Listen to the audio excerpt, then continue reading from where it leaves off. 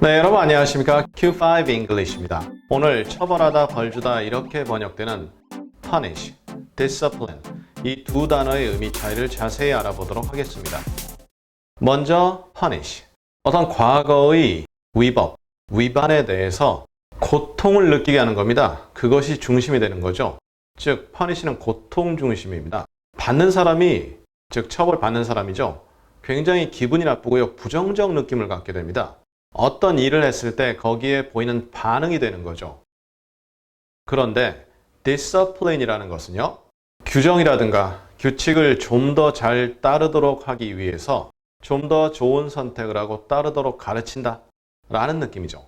분명하게 더 나쁜 결과를 미리 알려줍니다. 그렇게 함으로써 실수로부터 배우고 새로운 방법을 터득하도록 이렇게 유도한다. 이것이 discipline이죠. punish가 반응적이라면 discipline은 미리 손을 쓴다 해서 선제적이다라는 느낌이 있습니다. 그러면 이 두 단어가 들어간 예문들을 하나씩 확인해 보도록 하겠습니다. How can I discipline my son without using punishment?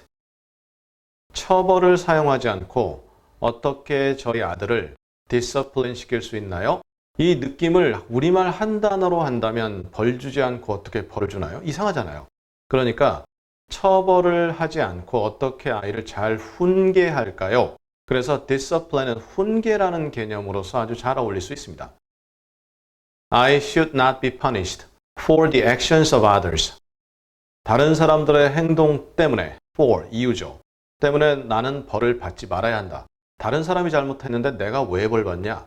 글쎄요, 지금도 그런지 모르겠지만 저희가 학교 다닐 때는 누가 잘못하면 반에 어떤 학생이 잘못하면 전체가 벌 받았어요.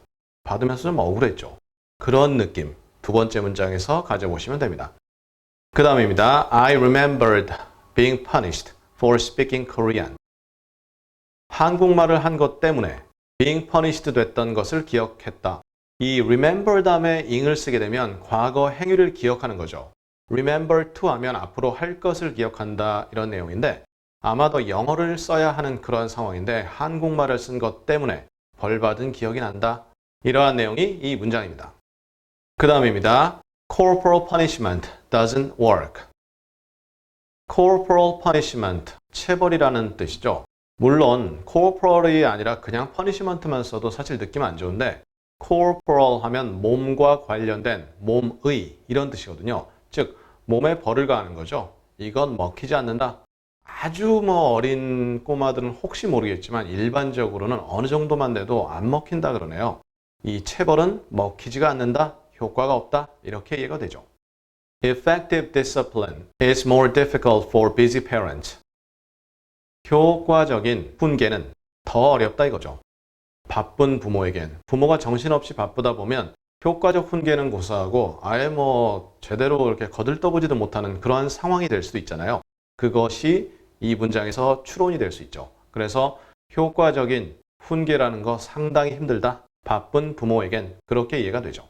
그 다음입니다. Self-discipline is the ability to make yourself do things even if you don't want to do them.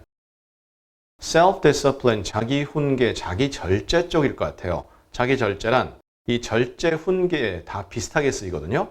물론 이 discipline이 punish란 개념으로 쓰이는데 의미를 약화시키지만 실제로는 punish인 경우도 적지 않습니다. 하지만 일반적인 개념 그리고 정의상 개념으로는 이렇게 될 수 있는 거죠. 그러면 자기 절제라는 것은 어떤 능력이다? Make yourself do things. 너 자신을 어떤 것들을 하게 만들어요. 네가 비록 하고 싶지 않다 하더라도 이러한 느낌이 이 문장입니다. 그 다음입니다. She decided to stay disciplined. 그 여자는 결정했죠. stay, 뭐로 남겠다. 그럼 뒤에 형용사가 오죠. disciplined 된 상태로. 즉 훈계된 상태로, 규율된 상태로 이때는 자기 절제하고 조절한다는 뜻을 갖습니다.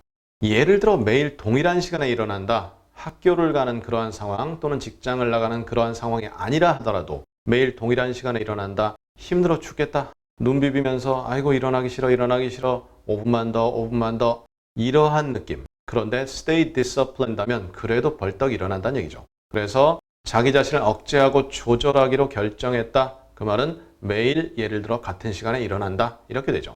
그 다음 오늘의 마지막 문장에서는요, 이 discipline이 훈계, 조절, 규율 이런 거 말고 분야라는 뜻이 있습니다. 주로는 학문 분야인데요. I saw my colleagues in other disciplines. colleague, 동료죠. 그래서 나는 봤어요. 나의 동료들을 봤습니다. 어디서? 다른 분야에 있는 동료들. 문맥이 있어야 되겠지만 예를 들어 저는 영어를 하는데 제 동료가 독일어를 공부하는 동료다.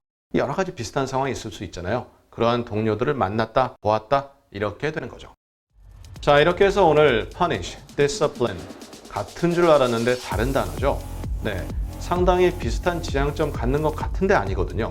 이 차이를 자세히 반복을 통해 여러분의 것으로 확실히 다져보시고요.